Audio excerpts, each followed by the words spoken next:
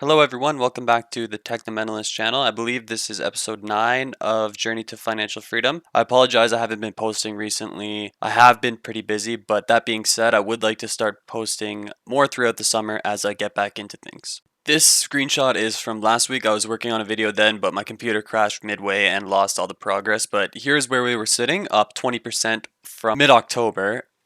As we all know, when I was very active, I was making videos around here and the portfolio was at around $7,000. Since then, it's pulled back to about 4,700, but I think this week we cracked 5,000 just with some contributions as well as some capital gains from some of the stocks in the portfolio. I did want to mention that although I have not been making videos or posting, I have still been following the rule that I had set for this portfolio. That being, I would only spend 40% of each of my cash contributions to the portfolio with the end goal of creating a large cash balance in case there are any pullbacks in the market. As those of you who have been following this series may know, I created that rule when we saw the portfolio drop down to here. I knew that some of these stocks were very cheap. A lot of my holdings were very cheap and I wanted to have a cash balance to be able to dollar cost average down. But because I was spending all of the cash I would transfer into the portfolio, I had only like 50 bucks available at the time. So it was frustrating to sit on the sidelines and watch as other people were buying low into these stocks. And these stocks were also sitting at a price point that was attractive to me. So I have been following that rule and the cash balance is starting to grow. Luckily, we haven't seen too significant of a pullback since then, but when we do, I know that the cash is there to add to these positions. Going forward for this series, I think I'll get back into things with an intro video here, and then through the next videos will be timed around Q2 releases, so I'll do the full analysis of the Q2 releases for companies within this portfolio, and then just pick up where I left off with the series. Today, I'll be talking about some news just from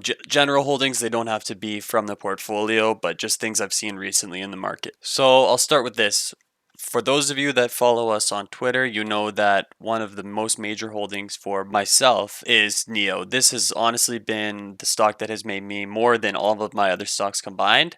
A friend of mine showed me this around December of 2019 at $2, and I believe now it's sitting at just under $50. So this has been the real breadwinner for my personal investments. And we saw mid-June, so roughly 10 days ago, there was a huge announcement from NEO. They received approval for mass production in Europe. So NEO got this approval from regulators for their flagship SUV, the model ES8, to begin production within Europe. For those of you that don't know, NEO is a Chinese company. So far, their sales have only been in China, and they have announced intentions to expand globally, starting with Europe. So this is the first step of many in bringing their vehicles to Europe. I think I'll do a whole separate video on NEO. This company is amazing. They've got some awesome technologies, and I think they will be a huge player in this growing electric vehicle market. And I'm excited to see NEO bring their ES8 to Norway in September as planned. Moving on, I'd like to talk about Vivo Power. Obviously, those of you that followed this channel know that this is a holding for the Journey to Financial Freedom portfolio, and we've seen some great things from it recently despite the pullback that the stock had earlier this year. If you follow our Twitter, you know that there has been a lot of news from Vivo Power recently, but I think this is one of the biggest announcements that they have come out with. So Vivo Power has signed a conversion partnership with Toyota Australia for creating a collaboration program between the two companies because, as we all know, Vivo Power has conversion kits for the Toyota Land Cruiser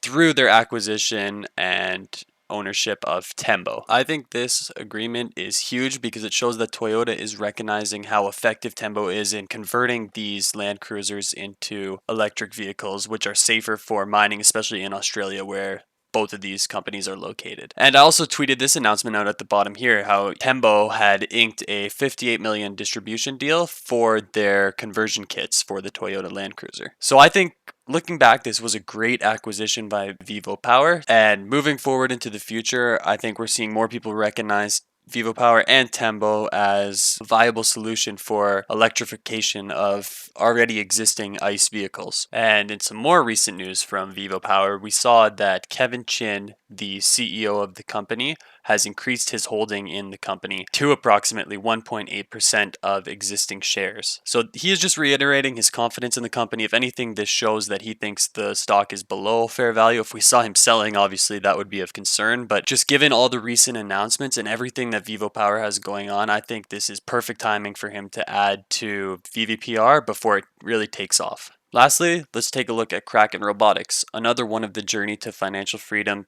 portfolio holdings. I was going to start off by showing this contract here, but then I went to their press release and realized over the past few months there have been so many great announcements from Kraken Robotics. Not only are they signing new deals with government defense departments and defense companies, they're also getting their existing customers to reorder and sign contract extensions, showing their value in the marketplace. If we just look over the last 2 months here, we can see that there are a lot of reorders, contract extensions, as well as new orders for their technologies and services. And although these may not be multi-million dollar contracts, we have to remember that this is a very small cap stock within the Canadian market. So as with the rest of the holdings in this portfolio, once the Q2 results are released, I will be doing a full analysis for each company. But for now, this is just a general overview of news that I've seen within the market. That does it for today's video. If you haven't yet, make sure to go and follow us on Twitter and Instagram at The Technomentalist. As always, this is not investment advice, it's just my opinion for why I make my own personal investment choices. I always recommend you do your own due diligence and look into what you are buying before making investment decisions. Thank you for watching. This has been episode 9 of Journey to Financial Freedom. Have a great week.